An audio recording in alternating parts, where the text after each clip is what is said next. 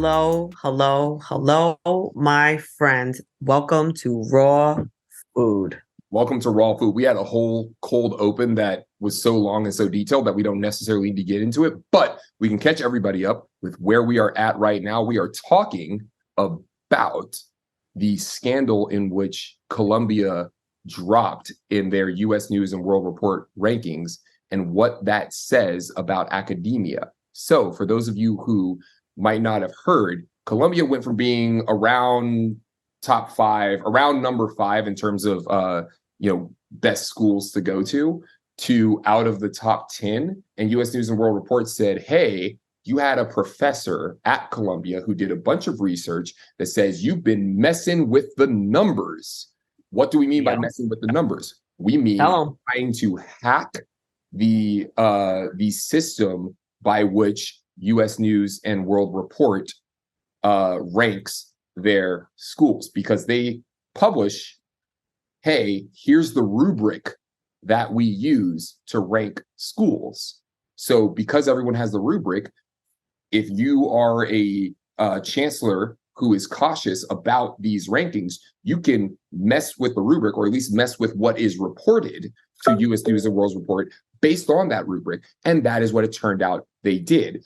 A professor went back, looked at all of the historical registry books that showed all the classes that were being offered. I'm struggling to remember the name of that book. I will Google it in a sec. But for the most part, we're talking about the list of all the classes being offered in a given semester or quarter, who's teaching that class, what's the name of that class, what's the number code of that class, and how many people can be let in it.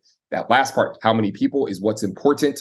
It turns out Columbia was reporting the wrong number of how many people were let in to make it look like they had a smaller class size. And their own professor exposed this. And so that's why they dropped in the rankings. Haven't other colleges piggybacked off of them and decided to pull out of the rankings as well? So to answer your question, yes, but Columbia didn't decide to pull out of the rankings. US News and World Report dropped them from the rankings.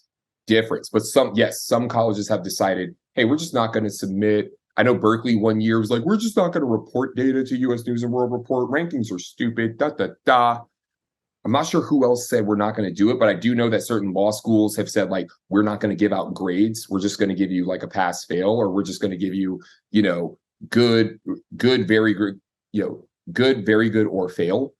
That's a bit of a side issue because that doesn't have to do with rankings. But the other, what was the other thing about rankings? Yes. US News and World Report is the foremost place for ranking US institutions. There are other services that rank other institutions. US News and World Report's rankings are the most hackable because they publish their rubric. Why do I say hackable? US News and World Report also ranks MBA programs. Some notable schools had their MBA programs significantly drop, at least to them. Most notably, Dartmouth. They dropped out of the top 10. Really? Bloomberg does some rankings as well for MBA programs. The point is, Dartmouth was down bad. Dartmouth alumni contributed a shit ton of money, and because that's part of the rubric, how much your alumni give and how much you report, how well your alumni are doing in terms of who reports like the good paying jobs they have after going to your program and whatnot. The point is, Dartmouth put together a concerted effort to hack the rankings to improve their rankings because the rubric is published. So Dartmouth went from like 15 back to top 10 in like 2 years. Fortune magazine reported last year that Harvard, Berkeley, and Yale have all pulled out of the US News and World Report on programs. Wow. But they still they still like being ranked. I think it's like, oh, look at us trying to be cool. Yes, I think it's almost like a woke wave. Right. And they're riding on. For Berkeley, this happens right after we had some interesting stuff with our ranking where we dropped below UCLA. So for the longest, Berkeley was at least one spot above UCLA. Oh, yeah, always. We get to the point where people were talking shit, which they shouldn't have been doing. But I remember someone who didn't even go to Cal at a fucking Cal game where we played UCLA talking shit like to UCLA people. Like, oh, we're sorry you didn't get into Cal. Nigga, you didn't get into Cal. Right. You didn't get into Cal. Actually, 11 law schools, based on a report in InsideHigherEducation.com. According to their website, 11 law schools, with the most recent being the University of Pennsylvania and the University of Washington, have announced that they will also stay out of the rankings. The first law school to announce that it was dropping out was Yale University, which has been ranked the top law school in the U.S. news since it started the rankings more than 30 years ago. But in the last couple of weeks, Pennsylvania, Washington, Cornell, and the University of Chicago have announced that they would, in the last 2 weeks, 2 law schools at Cornell University and the University of Chicago announced that they would continue to participate with the rankings. University of Pennsylvania and University of Washington have opted out of the rankings, including Yale and Berkeley and Harvard. Harvard doesn't need it. I mean, people are going to go to Harvard no matter what. Yeah, people are going to go there regardless. They've got their name, and then they feel like they've done enough virtue signaling to make up for, all the wealth they generated to help establish that name. Much of that wealth was built on slavery. Please go see. Absolutely, it was. Check out our episode on the history of Harvard. Yeah. Do you think this school just in the middle of Boston just naturally just got a endowment that's the largest endowment of any school in the world? Mm-hmm. No, the school itself is older than the country that it's in, and they've had their hands in every growth industry that this country has had going all the way back. So that's a little bit of context. To your point, the New York Times wrote an article in November 2022, speaking to that, actually saying that colleges and universities have been criticizing the ranking system for decades, saying that it was unreliable and that it skewed schools who were trying to recruit students into public service and educational priorities, that sort of thing. But they had rarely taken action to thwart it, according to the New York Times article. And every year almost always submitted their data for judgment on their various undergraduate and graduate programs. However, Yale and Harvard law schools have announced that they will no longer cooperate. The law school deans excoriated U.S. News for using a methodology that they said devalued the efforts of schools like theirs that recruit poor working class students, provide financial aid based on need, and encourage students to go into low-paid public service after graduation. That's all well and good. At the same time, a lot of people, if they're going to take on the crazy amount of debt that you have to take on to go to a school like Yale, they want to know that they're going to at least have the option of getting a high-paid job. Now, Yale already has a reputation, so people know you're going to have a Yale network. But let's replace Yale with X University. If you don't know anything about X University and you don't know that you have the chance to get a good-paying job, even if you want to go be a public defender at first coming out of X University Law School or whatever, if you want to know that you at least will have access to a cool network, that's important. But I do get where the deans are coming from. What say you? Talk is cheap. And I don't really give a shit what these colleges or what anybody has to say at this point, from any school, any institution, any political party. And everybody seems to be talking out of both sides of their neck right now. And I find it deeply disappointing that our moral compass seems to be tipping more and more due south rather than due north. So until I hear Harvard speaking openly about how they plan on dealing with the ramifications of all that slave money that they're sitting on, all that real estate property that they're sitting on, and how they plan on making that right, it really doesn't matter whether or not these schools participate in rankings or invite more underprivileged kids to the schools. What we know is that nepotism is actually the primary way that people get into institutions of any kind, whether it's education or professionally. It starts with nepotism. It starts with, who is your legacy? Who is your family line? If your family went to that school, you've got a 75% chance or higher chance of getting into that school. If they bought a building, donated funds, you're getting in. Yeah. So it really doesn't matter the rankings or that sort of thing. The schools that have legacies, the legacy schools like the Yales, the Princetons, the Harvards, they're going to remain legacy schools no matter what, the Stanfords, and people are going to go. And the people who are wealthy are going to be able to afford to go. Yes. That's why student debt forgiveness, I think, is so important. Agree. 100% agree. And I did just want to add that this is all backed up by quantitative data. T is not talking out of her ass. There are plenty of studies that show that these very same schools that we are mentioning overwhelmingly let in legacies. So if anyone wants to complain about affirmative action or anything like that, the people that are getting the real affirmative action are legacies. If you want to say, oh, X amount of Black and brown people got in and their SAT scores are lower than one standard deviation, or their SAT scores were in the lowest 1/5 of all of the people who got in, and so therefore those people were going to classify as affirmative action, because that's what some people try to do. First of all, that doesn't take into consideration all the other things that those people went through before they ran their application. Okay, because somebody could be looking after 3 kids, mom's a crackhead, dad's in jail, and they managed to have a 4.1 GPA while being captain of the football team, president of the school, Right. Or they could just be from a working poor family, meaning everybody's working full time, but they're still not making enough of a living wage to afford rent and housing in cities like San Francisco, California, Chicago, even at Atlanta and Florida now, which is outpricing everybody.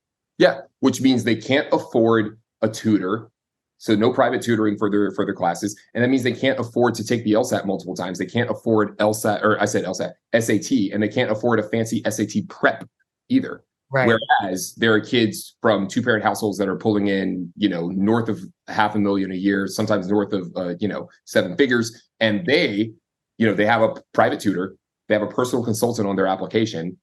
And, we saw with Varsity Blues, they'll find a way of getting in by nature of just, I'm on the sailing team, even though I never went to a sailing club practice or whatever. So this has been established, is the point. Yeah. And those are just the ones we know about. Imagine the decades of the ones we don't. I want to touch on Prop 209, and I want to touch on our experience at Hastings. But which one do you want to talk about first? Let's talk about Hastings while we're on the college conversation. All right. One of my favorite memories with T, a rainy day in San Francisco. T was the co-president of the Latino Pre-Law Society at Berkeley. She personally and single-handedly organized a tour of UC Hastings, which is a fabulous law school, which is one of the top law schools in the country for anyone who wants to work with any part of the DOJ. If you want to be a public defender, if you want to be a prosecutor, if you want to be a judge, if you want to do anything with the actual justice system itself, Hastings is great. Where is Hastings? Hastings is in the heart of San Francisco. It is essentially across the street from the courthouses. So you get real courthouse experience prior to your graduation from the school, which I think makes it quite unique. Exactly. It is essentially, for the entirety of the University of California system, it is their designated law school, just like UC San Francisco is for the entire University of California system. It is their designated med school, okay? And it is, as T said, across the street from not only the San Francisco Superior Court for the city and county of San Francisco, but also the 9th Circuit Court of Appeals, which is the second highest court in the country. Some of the most landmark cases in our country's history have come out of the 9th Circuit, and not just quote unquote liberal cases involving civil rights or gay rights or anything like that. Talk about the tour, T. The tour was pretty interesting because, going back to the conversation we were just having about the rankings of the schools, Hastings does not rank in a top tier level of universities. And I think it's to the discredit of the ranking systems. UC Hastings had an outstanding member of the leadership at the time. His last name was Trevino, who was very committed to moving the needle on students of color entering law. And the tour was probably one of the most welcoming experiences. I can't imagine feeling that welcomed at Harvard. Hastings really makes you feel like they want you to come there, and they don't give you the vibe like, oh, you're so lucky to walk on our floors. It seems like there is more of a convenient and consistent way of interacting with professors, with staff. It seems a much more intimate educational setting, which I think is the better way of speaking to developing critical thinking and kind of engaging in those rich conversations that I feel like you can only have in those smaller types of classrooms. Mhm. So we had a really great time, walking in out of classrooms, touring the building, and from the building, looking out the window and seeing the neighboring courthouses that you can literally just walk across the street to. So you're kind of enmeshed in the system of the law. And for those of us who've always had a fascination with it or are actually in the industry, it's really kind of inspiring. And one of the things that I actually respect about Hastings is their commitment to not only students of color in law, but to public service. So it's really important to them that before you get out of that school, you are almost a practicing attorney, for lack of a better way of wording it, so that your first kind of dipping your toe in the pond isn't after law school and sliding into a institution or a firm of some sort, and you're just kind of finding out how to do this for the first time. So I think that gives it a huge advantage over some of the other schools that rank higher. So those are the things that are not accounted for in rankings.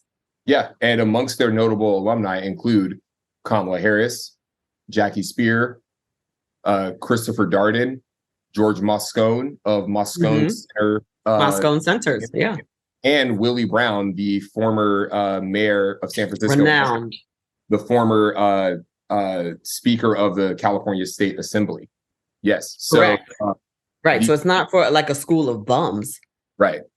Now, when you asked about, since we were talking about rankings, recently, very recently, UC Hastings went from being a top 10, top 15, top 20 school to being in like the late 30s or early 40s. Some people are concerned about this because unfortunately this does impact what jobs you get, especially coming out of corporate coming into corporate law, if you want to go into corporate law. I met a number of Hastings alumni or current Hastings students doing an internship when I was working at Morrison and Forrester, lovingly referred to as MoFo. Okay. That's because its headquarters is also in San Francisco. Do you remember what the tour guide told us when they were asked about the rankings? He spoke to something about the fact that they had, because of their commitment to getting students of color into the school, they ranked lower. Yeah. This white lady who was like a 3L going into her third year was not, and this is not a reach, with no exaggeration, she was asked about the drop in the rankings, and she specifically said it was because of the commitment of recruiting students of color into law. Yeah, she said the diversity program. And she said that to the Latino Pre-Law Society from Berkeley. I don't remember why, though. Why is it that their focus on students of color impacts the ranking? It doesn't. This white bitch just couldn't. She was caught on the back foot because she's giving an interview. She's answering questions while on a tour guide. So to your point, that's untrue. You don't think that that's why their ranking dropped? No, I don't believe that at all. I think that's what white people blame. Okay, because coming from Texas, I've run into several white people who are like, oh, I didn't get into my dream school. I believe I just made up that there's some black or brown person who's less qualified than me who got my spot instead. It's the right. Well, that's the anecdotal defense, right? If one experience happened to you, that's somehow the universal experience and somehow equates to fact and truth. Yeah. Well, it's, we talk about white privilege. It's the automatic built-in excuse that white people give themselves. I'm gonna retire the word privilege. I don't think it's a privilege to be white. I think I'm going to slide in with the word advantage. I like that. I don't think it's a privilege, but there's an advantage. Yeah. There's an advantage. Yeah. You get the benefit of the doubt, at least when it comes to being considered a criminal. Yeah. I think privilege implies them getting something they didn't earn. And nobody's saying that white people don't earn things. I mean, I know white people work hard. I see them on the subway every day schlepping their asses back and forth from work. Like, white people work hard. I get it. Yeah. But that's not what we're talking about. We're talking about the advantage you have of being white, where you get the benefit of the doubt, where when you get in an elevator, no one's clutching their purse because they're not assuming that you're going to rob them. When you walk into a jewelry store, they're assuming you're there to buy something and not do a smash and grab. I have transitioned myself from white privilege to white advantage. I like that. I think to exactly your point, and I would just echo it. You said it better than I ever could. Privilege implies some kind of economic benefit that you just got because you're white. And Right. And I disagree with that. And I understand the argument that is presented by white people who feel that there is a dismissiveness of the actual work that they do put into having the lives that they have. And again, nobody's saying that they're all home every day eating bonbons. Like, white people go to work. Nobody's an idiot. Yeah. What I'm saying is that there's an advantage to it. Right. And there's an applied dismissiveness of white folks that are sitting here living in trailer parks that are overrun with meth and fentanyl right now, that are struggling, just like folks in the hood were struggling with the crack epidemic. Right. But they didn't call it an epidemic, a crack epidemic, when it was happening in the Appalachians, and when it was happening in the trailer parks, it's transitioned into a substance abuse problem. Oh, yes, it's a public health issue. It's public health issue. Disease. So to your point, advantage versus privilege. It's not like you popped out of a white womb and somebody handed you thousands of dollars or millions. Right. Unless you're in the top 10%, in which case that is true. Right. Okay. So we're talking about the average person in the street who is of Caucasian descent. Right. So back to that. Somebody said you didn't go to work today. All we're saying is that there's an advantage to the complexion. Yeah. Now, so we mentioned Prop 209. I wanted to touch on Prop 209 and our experience. So the point is, white lady in front of literally the entire Latino pre-law society, which is not a small club. You brought a good 30 people to this tour in the rain, all the way to San Francisco. Everybody had to take a doggone BART and stuff. This is before Uber, by the way. This is like 2011. Okay. Right. This is before everybody just jumping in Ubers. Yeah. Everybody had to take a doggone BART. Like, they need to get a budget from the school and everything. You had to plan it, right? Came all the way there in the rain. This lady gives you the tour.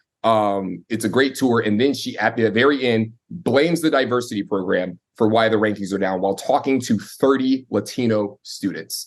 You talk to the dean. Remember what the dean said about that, Mr. Trevino? I don't. He basically said everything you and I just said. He was like, but he was very passionate. I think he might have gotten, okay, I'm not going to say he got her fired. He was very upset that a tour guide would say that, especially given the context that we just added. Right.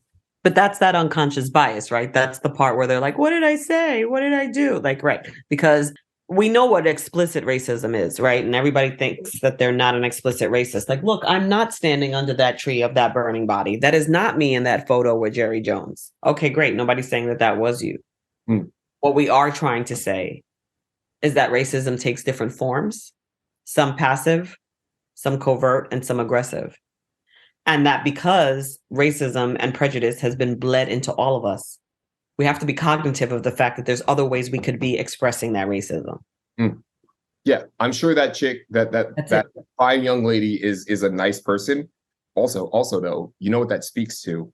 It speaks to how professional we were as a team, as a group. So I am obviously not Latino, but I joined. And nobody was in their feelings about it either. Like, it's not like anybody had a meltdown and we didn't pick at the school. We just kept it pushing, and we were like, one day we'll just bury her in a courtroom. Anyway, that's what's for lunch. Right. Y'all didn't decide to just yell at her like right then and there. I think students would probably do that now. But I was just going to say, I feel like you and everybody there put her at ease to the point where she just like let some shit fly out of her mouth that she usually would reserve for just a white audience. Well, I think my perspective increasingly has become, stop giving people so much power. Like, who cares what she thinks ultimately? Like, these are people have opinions. Some are right, some are wrong, some are horrible, some are worse than others. But ultimately, no one has a monopoly on how I view myself or how people of color should view themselves or what diversity look like. Like, who cares what anybody says? I don't care. Pull up Alex Jones. People get so outraged. I look at this guy and I'm like, this bloated, overweight, clearly either alcoholic or drug addict or both. Looks like he's this close to having a heart attack. He looks like Elvis right before he died. Why are we giving this guy so much credibility and so much credit? Who cares if a lunatic like this says some wild shit? Doesn't he look nuts?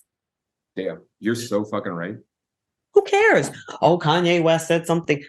So what? I don't go. Kanye West is not my spiritual guru. I go to him for a hot beat. The end. I love that. He's not Deepak Chopra. He's not Yoda. Nigga makes beats. Okay, so what? Why do we suddenly look to him for like suddenly he's the medium between me and God? Watch Kanye change his name to Yoda or like release like a fucking Yoda album or something, and that shit would be fucking fire. Although he did say something recently that I agree with, where he said everybody around you is acting. I think that's true. Yeah, and like, the whole Yeezus thing of like he's gonna create a new persona and everything, doing the Metallica font. I thought that was genius. Okay, before we go, so we talked about affirmative action, we talked about the Hastings experiment. Okay, now why else does this matter? We talk about diversity programs, etc. Okay. Proposition 209 passed in the mid 90s in California. What the fuck was Proposition 209? It banned affirmative action and taking race into consideration at all for any applications for the CSU and UC system. Period. Point blank. Doesn't seem like very liberal California would do something like that. Because California is not as liberal as people think it is. The cities are liberal. LA and San Francisco is liberal. The rest of California is God, guns, and glory. So exactly.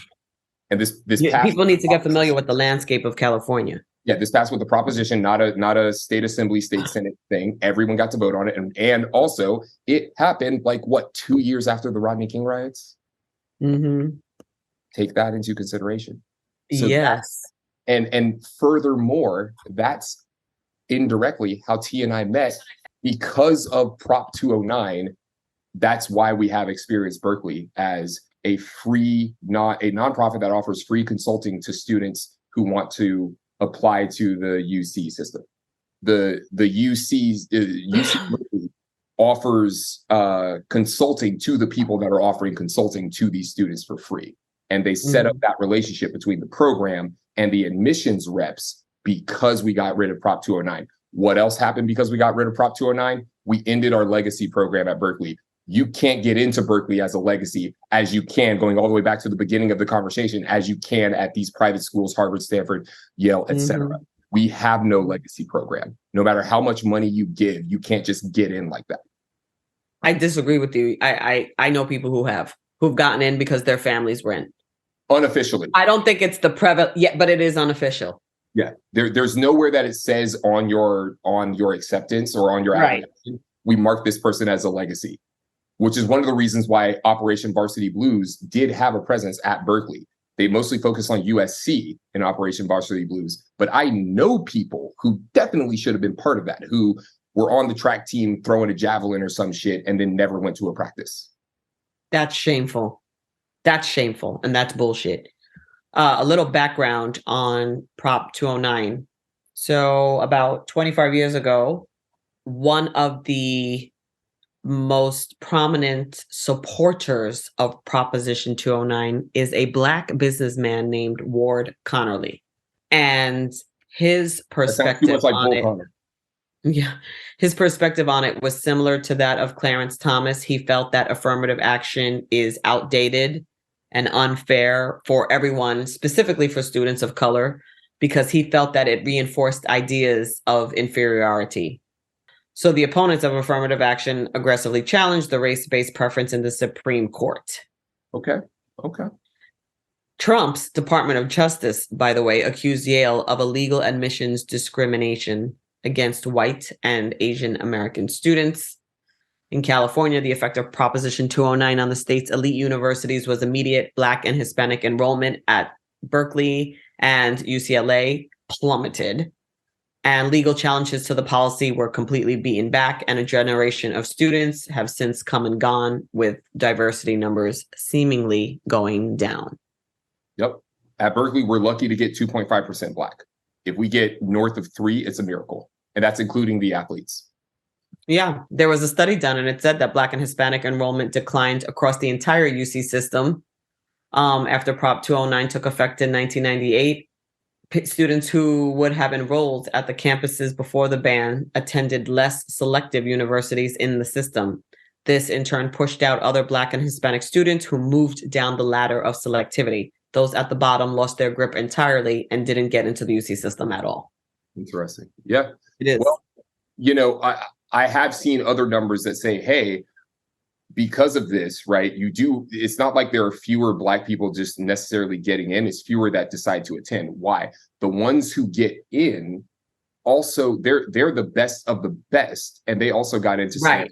Harvard and MIT. Right. And there's more private funding and scholarships. So for that, you might as well apply to the private schools because you're going to get better funding. You may get a full ride. It's harder to get a full ride at a publicly funded college. Right. Even one as renowned as Berkeley, which is shameful. Yeah. But I will say this, which everyone needs to know, and the high school counselors need to do a better job of explaining to people. If you get any form of FAFSA from Berkeley, you at least still get a scholarship for your tuition. Unfortunately, Bay Area room and board still costs a lot, but you get a full tuition scholarship from Berkeley if you're getting the full amount of money in your Pell Grant and FAFSA and whatnot. Right. And I believe you have to have a certain grade point average, right? I think some of it is conditional. There's additional funding as well. Right. There's some conditional education, I think grade point average, residency, and you got to be a California citizen. Got to be California resident, and the level that you qualify for on your financial aid form, shortened, abbreviated to what you said, which is the FAFSA. Yeah, and we can do a whole other episode, maybe around the time when people are applying to schools, about how to hack this system, because again, you and I are trained on this because we used to give free consulting to people for this. And I wish nonprofits had a marketing budget because people need to know about these programs. Yeah, and a lot of it we didn't learn about till we were practically graduating out of school. And had I known then what I know now, I would have made different decisions. I would have stayed abroad longer. I would have applied to externships. I would have applied to fellowships. I mean, there were some things I didn't find out about till we were at graduation and people got on stage and were getting awards for fellowships and externships. And I was like, I've never even heard of these programs. How are they winning awards? Oh yeah. How many people? A lot I didn't know. How many people do we know that did law fellows or PPIA? And it's like, you find out about that after school. It's like, oh, that's a thing. PPI, what? Like our friend Jesse, he did law fellows and PPIA. Right. PPIA is a public a public policy thing. All right. Before I let you go, what is your opinion on Berkeley getting rid of the legacy program as a means of trying to make up for the fact that they got rid of affirmative action? And let's wrap it up with an idea for affirmative action policy in the future, because I do have an idea that I would love to bounce off of you. So first thing, getting rid of the legacy program, Berkeley doing that when they got rid of affirmative action. What are your thoughts? Performative. It doesn't matter. They're going to get in the elite. Because the elite don't get in through admissions. They get in through the network. They get in through their relationships. The paperwork is just semantics. Yeah, some of that old California money, people with last names like people forget about that old California money, that Gold West money. Like people forget that there is a ton of old money in California, especially in Northern California, actually. Yes. Who do you think paid to build this fucked up ass city out here with all these hills and weird weather and shit? It makes no sense for this city to be that dope, except for the fact that you could build the city here and you need, the Golden Gate Bridge is named for like a golden gate for trade with the Orient. It's the one way you can get ships and shit docked away from fucking storms, but still have them go to the Orient in heavy air quotes. Obviously, that's not a PC term, but you know what I mean? Like, right. Needed a bunch of money for that.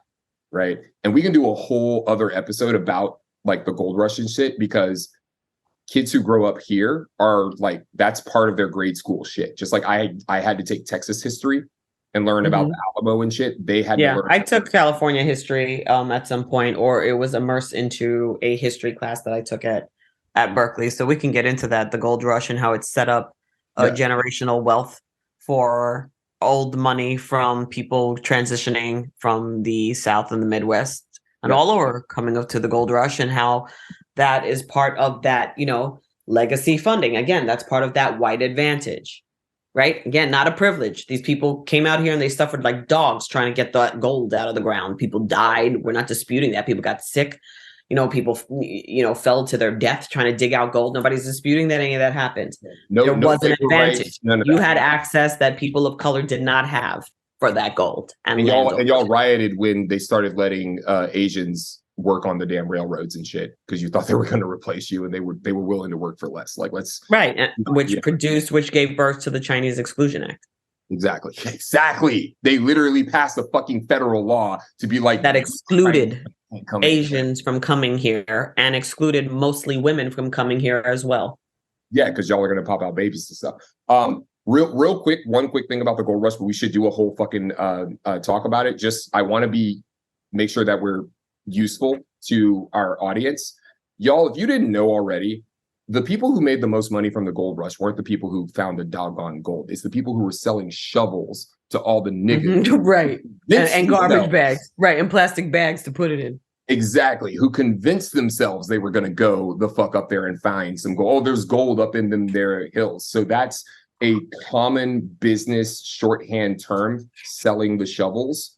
Whenever people are talking about entrepreneurship, when we're talking about venture capital, and we're talking about an industry or a space where it's not going to come down to who does it best. It's just going to be a land rush in terms of a bunch of new startups who are all doing this one specific thing. So, for example, being a crypto exchange, that was a land rush. So a bunch of VCs all funded anybody who was going to do a crypto exchange. Why? Selling the shovels. We're not selling you Bitcoin. We're not selling you crypto. We're helping you sell. Helping you buy and sell the crypto. Land rush, marketplace, selling the shovels. Before we wrap it up, I do want to come back to that affirmative action question and just bounce this off your head. We don't have to post this, but this is just a policy question. I feel like we should have affirmative action for socioeconomic status rather than race. What do you think about that? You need to flesh that out a little more for me so I know what you mean. Basically, affirmative action based on poverty. If you're poor, you get affirmative action rather than based on race. That's a possibility until people start splintering. Well, why are you poor? Is it poor because of laziness or poor because you don't have access to resources? That's why people are against the universal basic income. I thought the idea of universal basic income was everyone gets it regardless of what their income was. Everybody theoretically would get it, but the test trials that they've done has been with poor people, families, and they have found that they actually redistributed the money back into the economy more so than the wealthy do, who tend to hoard it. But it also, the opponents of it argue that it will encourage people to sort of stay home, similarly to what happened when people got COVID money. And just a little teaser, the next time you join us on Raw Food, we will be discussing Andrew Tate. Jay, I know you and I deeply disagree on Andrew Tate. I'm not completely as against him as you are, to be discussed. Damar Hamlin is out of ICU and amongst the living again. If you watch that football game and watch that boy drop, it was an unprecedented event. And the airline industry lost its shit between the holiday season and now. And then today, the FAA had all United States planes grounded for hours because their computer grid was not working. That's probably why Biden wanted to pass that infrastructure bill, which includes developing our Wi-Fi and internet systems across the United States. And of course, touching on the Golden Globes, because there was not one last year, if I remember correctly. So they made up for it this year. We had some expected wins with our gentleman from the Jeffrey Dahmer series winning, Zendaya winning for Euphoria, an absolutely outstanding show, among other wonderful and surprising wins. So till next time, we'll see you on Raw Food. No artificial flavoring or preservatives. Peace.